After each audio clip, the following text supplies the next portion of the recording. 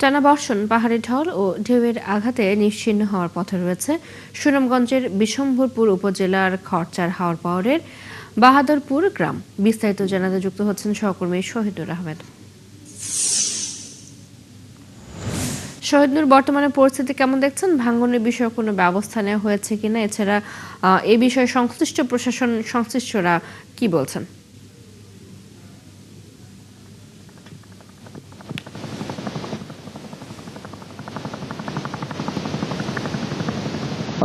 চৈতি, ধন্যবাদ আপনাকে। দেখুন, আমি যদি আপনাকে জানানোর চেষ্টা করি, গত কিছুদিন ধরেই সুনামগঞ্জে পাহাড়ি ঢল এবং যেটি টানা বৃষ্টি হচ্ছিল, এর ফলে এই যে উত্তাল হাওর এবং নদী থেকে যখন ঢল আসে, তখন সুনামগঞ্জে নদী তীরবর্তী অঞ্চলে এবং যে হাওরের গভীরে যে বসতি রয়েছে, সেই বসতিগুলোতে আসলে এই আফাল বা ঢেউ ঢেউ এটির জন্য আতঙ্কগ্রস্ত হয়ে পড়েন। কেননা বসত ভিটেগুলো যখন আসলে আক্রান্ত হয় এই ঢেউয়ের আঘাতে এবং পাহাড়ি ঢলের স্রোতের কারণে, এতে জীবন জীবিকা নিয়ে একটি এবং আশ্রয়স্থলের নিয়েই মূলত একটা বিপাকের মধ্যে পড়তে হয়।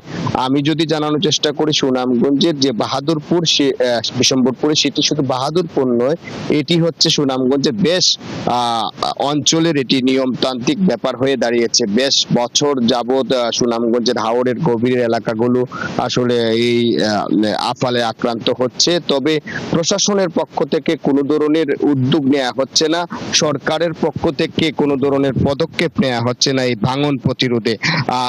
আমরা কথা বলেছিলাম জেলা প্রশাসকের সাথে, তিনি যেমনটা জানিয়েছেন যে তিনি ঢেউ টিন বিতরণের কথা বলেছেন, কিন্তু আসলে যেখানে বসতি টিকে রাখা দায় হয়ে পড়েছে, যে এখানে বসতি টিকে থাকবে কিনা এমন প্রশ্ন দাঁড়িয়েছে, তখন আসলে ঢেউ টিন দিয়ে কার্যকর পদক্ষেপ হবে না।